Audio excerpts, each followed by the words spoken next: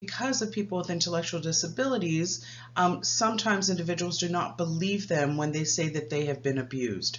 So there might be an assumption that somebody doesn't quite understand what abuse is, or maybe they misinterpreted the situation, or they created a situation, somehow that is untrue.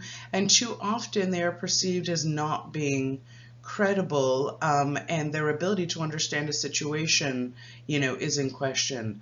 So often they're accused of making things up or, telling imaginary tales. This is one of the areas why sex education is so critical for this group. So sadly, we know that statistically, individuals with special needs, certainly with intellectual disabilities, are often statistically targeted more for sexual abuse.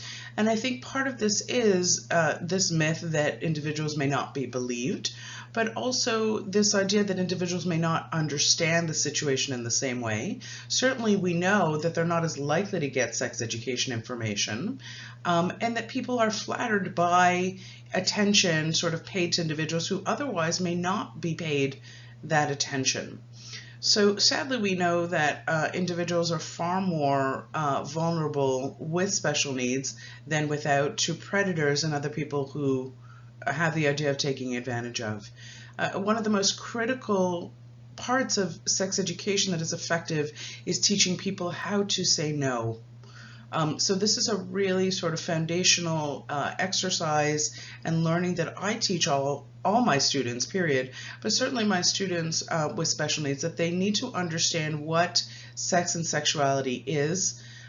They need to understand consent, right? How do we give that? How do we get that from someone else? It's not just one directional, it's two directional.